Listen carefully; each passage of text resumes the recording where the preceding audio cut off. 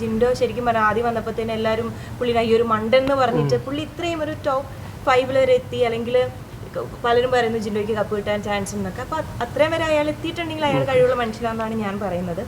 അപ്പോൾ കപ്പടിക്കാൻ ചാൻസ് എന്താണ് ചേച്ചി തോന്നുന്നത്? എന്താ പറയേണ്ടതെന്നാണ്.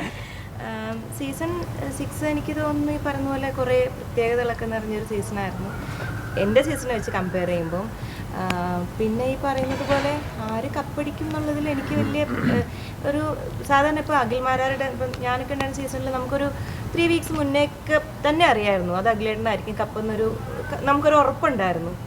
ഈ സീസണിൽ അങ്ങനെ ആര് കപ്പ് കൊണ്ടുപോകുമെന്ന് ചോദിച്ചു കഴിഞ്ഞാൽ എനിക്കത് പേഴ്സണലി ഇന്ന ആൾ കൊണ്ടുപോകുന്നെന്ന് എനിക്ക് ഇപ്പം ജിൻഡോ ഒക്കെ ആണെങ്കിലും ജിൻഡോ ശരിക്കും പറഞ്ഞാൽ ആദ്യം വന്നപ്പോഴത്തേന് എല്ലാവരും പുള്ളിനെ ഈ ഒരു മണ്ടെന്ന് പറഞ്ഞിട്ട് പുള്ളി ഇത്രയും ഒരു ടോപ്പ് 5 വരെ എത്തി, അല്ലെങ്കിൽ പലരും പറയുന്നു ജിൻഡോയ്ക്ക് കപ്പ് കിട്ടാൻ ചാൻസ് ഉണ്ടെന്നൊക്കെ. അപ്പോൾ അത്രയും വരെ അയാൾ എത്തിയിട്ടുണ്ടെങ്കിൽ അയാൾ കഴിവുള്ള മനുഷ്യനാണെന്നാണ് ഞാൻ പറയുന്നത്. അപ്പം ജിൻഡോയ്ക്ക് അർഹതയുണ്ട് പറയുന്നത് പോലെ അർജുനാണെങ്കിൽ. അപ്പം നമുക്ക് അതിലും ഭയങ്കര ഈ 5 പേരിൽ ഭയങ്കര മുന്നിട്ട് നിൽക്കുന്ന ഒരാളെന്ന് പറയാനായിട്ട് എൻ്റെ പേഴ്സണൽ ഒരു അഭിപ്രായത്തിലില്ല. പിന്നെ ജനങ്ങളാണ് തിരഞ്ഞെടുക്കുന്നത് അല്ല, അങ്ങനെയല്ല ഈ ഷോയിന് പറയുന്നത്. അപ്പം ജനങ്ങൾക്ക് ആർക്കാണ് ഇഷ്ടം, ആരുടെ ക്യാരക്ടറാണോ ഇഷ്ടം. ഇപ്പം ഒരു ബിഗ് ബോസ് എന്ന് പറയുന്നത് ഈ പറയുന്നത് പോലെ എന്താ പറയുക, നമ്മൾ പുറത്തുനിന്ന് കാണുമ്പം എല്ലാവരും ഓരോരുത്തരുടെ ക്യാരക്ടറായിരിക്കും ഇഷ്ടപ്പെടുന്നത്. ഭർത്താവ് വിളിക്കുന്നത് ഞാൻ വിളിക്കാമേ, ഇപ്പോൾ വിളിക്കാം. അപ്പം ക്യാരക്ടർ ഇഷ്ടപ്പെട്ട് അല്ലെങ്കിൽ ആ വീട്ടിൽ എങ്ങനെയാണോ അവർ നിന്നത് പെരുമാറിയത് അതൊക്കെ അനുസരിച്ചിട്ടല്ലേ വിലയിരുത്തുകയും ആൾക്കാർ വോട്ട് ചെയ്യുകയൊക്കെ ചെയ്യുന്നത്. പിന്നെ ഇനി PR-കളുടെ തമ്മിലുള്ള കാര്യങ്ങളൊക്കെ കൊണ്ട് ആരൊക്കെയാണ് കിട്ടുന്നതെന്ന് എനിക്ക് അറിയില്ല. ഒരു ലേഡി ബിഗ് ബോസ് ഉണ്ടാവോ ഇപ്പൊ? എപ്പോഴും ഒരു ബിഗ് ബോസ് അല്ലെങ്കിൽ ഏതൊരു പ്രോഗ്രാമിൻ്റെയും ടൈറ്റിൽ വിന്നർ എന്ന് പറയുമ്പോൾ കുറച്ച് നല്ല ക്വാളിറ്റീസ് ഒക്കെ വേണ്ടേ. അല്ല, ഒരു വിന്നർക്ക് എന്ന് പറയുമ്പോൾ നമ്മൾ ഒരു പരിപാടിയുടെ വിന്നറായിട്ടിരിക്കുമ്പോൾ അയാൾ നമുക്ക് എന്തെങ്കിലുമൊക്കെ പഠിക്കാൻ വേണം, അല്ലെങ്കിൽ അയാൾ നമ്മളൊരു റോൾ മോഡൽ വേണ്ട. ബിഗ് ബോസിനെ കുറിച്ച് പലർക്കും പല അഭിപ്രായങ്ങളുമാണ്. കുറേ പേർക്ക് ഇഷ്ടമല്ല, കുറേ പേർക്ക് ഇഷ്ടമുണ്ട്, അങ്ങനെയൊക്കെ ഉണ്ട്. പക്ഷെ എന്നാലും ഒരു വിന്നർ എന്ന് പറയുമ്പോൾ നമുക്ക് കുറച്ച് കാര്യങ്ങളൊക്കെ വേണം. ഇപ്പോൾ ഒരു ലേഡി വിന്നർ ഉണ്ടായാൽ കൊള്ളാം.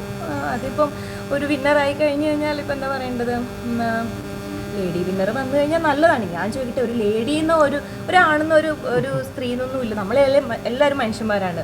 ഒരു നല്ലൊരു മനുഷ്യന് കിട്ടട്ടെ, സഹജീവികളോട് കരുണയും, അല്ലെങ്കിൽ നമ്മൾക്ക് അവരെ കണ്ട് എന്തെങ്കിലും പഠിക്കാൻ, അല്ലെങ്കിൽ അവരെ കൊണ്ട് എന്തെങ്കിലുമൊക്കെ സമൂഹത്തിന് ഉപകാരമൊക്കെ ഉള്ള ഒരാൾക്ക് കിട്ടട്ടെ, അതല്ലേ. അല്ലാതെ ഒരു ലേഡി വിന്നർ അല്ലെങ്കിൽ ഒരു അങ്ങനെയൊന്നുമില്ല. ഞാൻ പലരും പറയുന്നത് കേട്ടു, ആണുങ്ങൾക്കാണ് ജനങ്ങളുടെ സപ്പോർട്ട് കൂടുതൽ സ്ത്രീകളെക്കാളെന്നൊക്കെ പറയുന്നത് കേട്ടു. പക്ഷെ എനിക്കതങ്ങനെ തോന്നുന്നില്ല കേട്ടോ. ആര് നല്ലത് ചെയ്യുന്നോ അവരുടെ കൂടെ ജനങ്ങളുണ്ടാവും. ഈ പറയുന്നത് പോലെ ലേഡി വിന്നർ വരുമെന്ന് എനിക്ക് അറിയത്തില്ല. ജാസ്മിന്റെ കളി കണ്ടായിരുന്നോ? ജാസ്മിന്റെ കണ്ടിരുന്നു. ഇനി ജാസ്മിൻ എല്ലാവരും പറയുന്നു സ്ട്രഗിൾ ചെയ്ത് വന്നൊരു കുട്ടിയാണെന്ന് പറയുന്നു. ആ വീട്ടിലെല്ലാവരും സ്ട്രഗിൾ ചെയ്തിട്ട് തന്നെയാണ് നിൽക്കുന്നത്. അപ്പം ഞാൻ അവിടെ എങ്ങനെ പ്ലേ ചെയ്യുന്നു അത് എൻ്റെ രീതിയാണ്, അങ്ങനെയാണ് ഓരോരുത്തരും. അപ്പം ജാസ്മിൻ ഈ പറയുന്ന പോലെ ആക്ച്വലി ജാസ്മിൻ അല്ലെങ്കിൽ അങ്ങനെ കുറച്ച് പേരാണ് ഈ ഒരു സീസണിന് ഇപ്പം നിങ്ങൾ തന്നെ ഇത്രയും പേര് അതിൽ വന്നിട്ട് ചോദിക്കുന്നത് ജാസ്മിൻ്റെ കാര്യമാണ്. അപ്പോൾ ഒരു ഷോയ്ക്ക് ഒരു കണ്ടന്റ് ഉണ്ടാക്കി കൊടുത്ത ഒരാൾ ജാസ്മിൻ തന്നെയാണ്. അതുകൊണ്ട് ജാസ്മിൻ വിന്നർ ആവണമെന്നൊന്നും പറയാനായിട്ട് ഞാൻ ആഗ്രഹിക്കുന്നില്ല. ഏറ്റവും ഡിസേർവിംഗ് ആയിട്ടുള്ള ഒരാൾക്ക് കിട്ടട്ടെ, അത്രേ ഉള്ളൂ. അല്ലാതെ ഈ പറയുന്ന പോലെ കുറേ പേരുടെ ഒരു അതിന് എന്താ പറയുക, അതിന് ഞാൻ ഇത്തരം നിങ്ങളുടെ സീസൺ വെച്ച് നോക്കി സീസൺ 6 വലിയ താല്പര്യമില്ല. കാരണം താല്പര്യത്തിൻ്റെ അല്ല. ഇപ്പം ഞാനൊക്കെ ആദ്യം ഞാൻ സീസൺ 5 പോയതിന് ശേഷമാണ് ഒരു ബിഗ് ബോസ് കണ്ടിന്യൂസ് ചെയ്ത് കാണാനായിട്ട് ഞാൻ ശ്രമിച്ചത്. അപ്പോൾ കണ്ടു കഴിഞ്ഞപ്പോൾ ആദ്യം മുതൽ ഈ പറയുന്ന പോലെ ആദ്യം ഒരു ഭയങ്കര മാസമായിട്ട് എല്ലാവരും വന്നിട്ട് ആ വന്നതിൻ്റെ ഇതൊന്നും പിന്നീട് കാണാനായിട്ട് പറ്റിയില്ല. പിന്നെ ഈ പറയുന്ന പോലെ നല്ലൊരു ഗെയിമർ ആരെന്ന് ചോദിച്ചു കഴിഞ്ഞാൽ നമുക്ക് ഇന്നൊരാളെ ചൂണ്ടിക്കാണിച്ചിട്ട് പറയാൻ പറ്റുന്ന രീതിയിൽ ആരും ഇല്ല. അത് അവരുടെ മിസ്റ്റേക്ക് ആണെന്നൊന്നും ഞാൻ പറയുന്നില്ല. അത് ആ വീട്ടിൽ ചെല്ലുമ്പോൾ നമ്മൾ ചിലപ്പോൾ പ്ലാൻ ചെയ്തിട്ട് പോകുന്നവർക്ക് സംഭവിക്കുന്നത്, അവിടെ ചെന്ന് കഴിയുമ്പം ഈ ഇപ്പോൾ കാണുന്നോ അല്ലെങ്കിൽ നിങ്ങൾ കാണുന്നതോ ഈ ലക്ഷക്കണക്കിന് ആൾക്കാർ കാണുന്നൊന്നുമല്ല. അവിടുത്തെ സാഹചര്യങ്ങൾ വേറെയാണ്. അപ്പോൾ പലരുടെയും പ്ലാനിങ്ങുകൾ മാറുന്നുണ്ട്. അപ്പം പലർക്കും പല മിസ്റ്റേക്കുകൾ സംഭവിക്കുന്നുണ്ട്. ഒരു ഗെയിമല്ലേ. ഇപ്പം ഈ പറയുന്ന പോലെ ഇപ്പോൾ ഒരു 100 ദിവസം കഴിഞ്ഞു, ഇന്ന് ഫിനാലയും കൂടെ കഴിഞ്ഞ് കുറച്ചും കൂടെ കഴിയുമ്പോഴത്തേനും ഇതിൻ്റെ ഹൈപ്പൊക്കെ അങ്ങ് പോവും. ഈ പറയുന്നത് പോലെ അതിനകത്ത് നിന്നവർക്ക് കുറച്ച് ആൾക്കാർക്കെങ്കിലും ഈ പറയുന്ന പോലെ സൈബർ ബുള്ളിങ്ങൊക്കെ കിട്ടാൻ ചാൻസ് ഉണ്ട്. അത് അതിൻ്റേതായിട്ടുള്ള രീതിയിൽ അവരെടുത്താൽ കൊള്ളാം. അത്രേ. ഇപ്പം ഞാൻ ജാസ്മിൻ്റെ ഒക്കെ കേട്ടു. ജാസ്മിൻ്റെ ഒക്കെ ഈ പറയുന്ന പോലെ കുറേ പ്രശ്നങ്ങൾ അവർ വീടുകൾ അവിടെയൊക്കെ അവരെ ബാധിക്കുന്നുണ്ടെന്ന് പറഞ്ഞു കേട്ടു.